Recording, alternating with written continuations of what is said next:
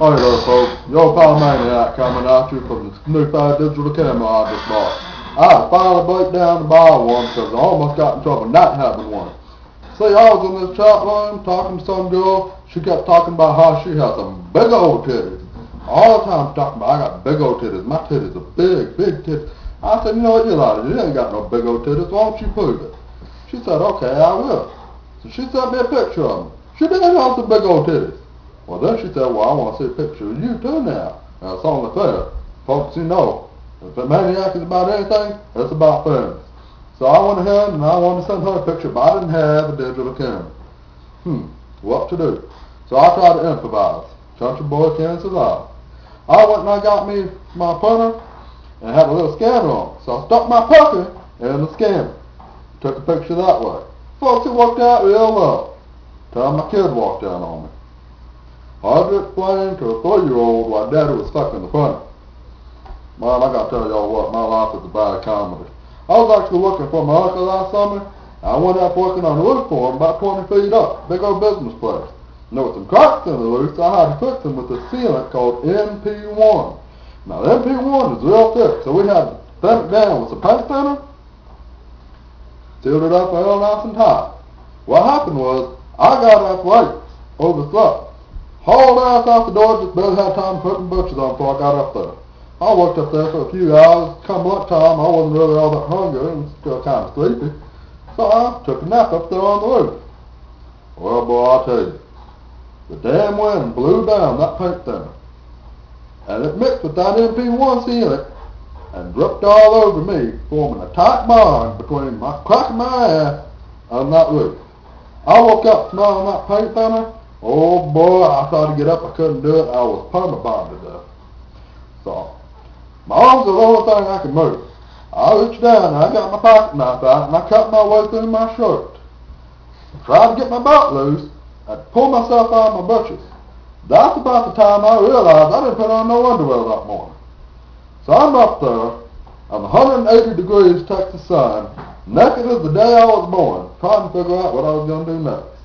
I couldn't climb down the way I came up because there was a little office building there called WIC, Women, Infants, and Children. Now, I can't run naked in front of that place. So I looked to the other side. There's a retirement village. Doesn't seem like your choice. Other side had an apartment complex. You know there's going to be kids out there playing in the front yard on a hot summer day. So I couldn't do that either. Final side, the south end, was nothing but an empty parking lot. And I looked down and I seen some rose bushes that looked just soft enough to jump into. Were they soft? You know good and damn well them motherfuckers weren't soft. They were the corniest damn things I've felt for my life. Well, I jumped into them anyway because I didn't really have a choice. Now I'm naked and hot and bleeding. I sprinted to my truck, hoping the old folks wouldn't see me. But they did. And all 3 old folks just happened to have cell phones, and they all 3 jumped on there and dialed 911 quicker than you can imagine, calling the cops on me. Saying some perverts out there. Well, I get into my truck, try to drive off, but where are my keys? That's right, they're still up there perfect to the damn roof of my pants. Oh boy. So I reach in the back of my truck and I grabbed a clear paint tart, used as a toga. Not much of a toga because it was clear, but it did the job. Started back up the ladder, went and got my keys, darted back down, jammed the keys into the ignition and broke them off. Fuck. What to do?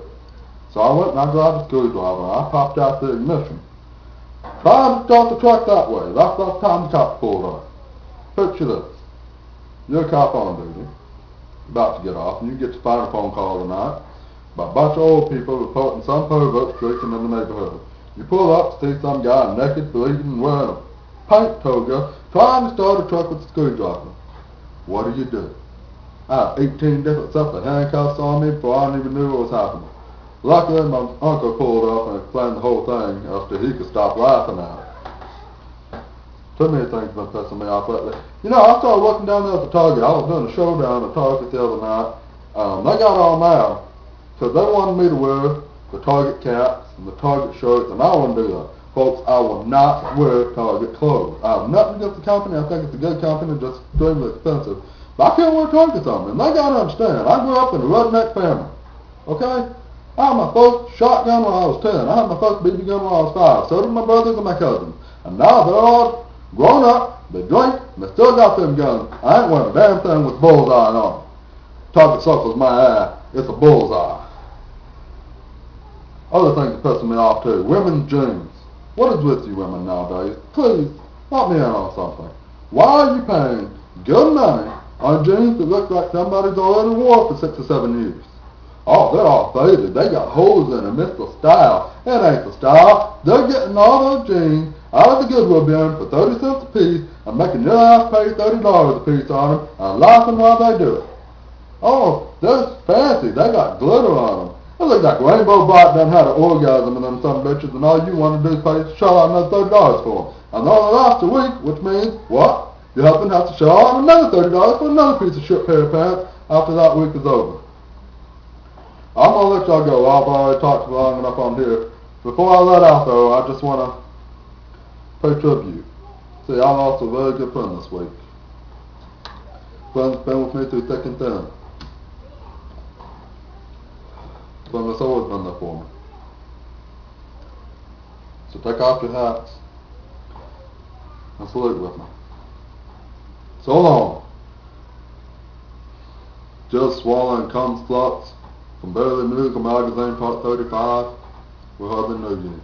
Well, I played the shit out of that tape. Till next week, later, take it easy. Laugh a lot, because it sure as hell laughs at you.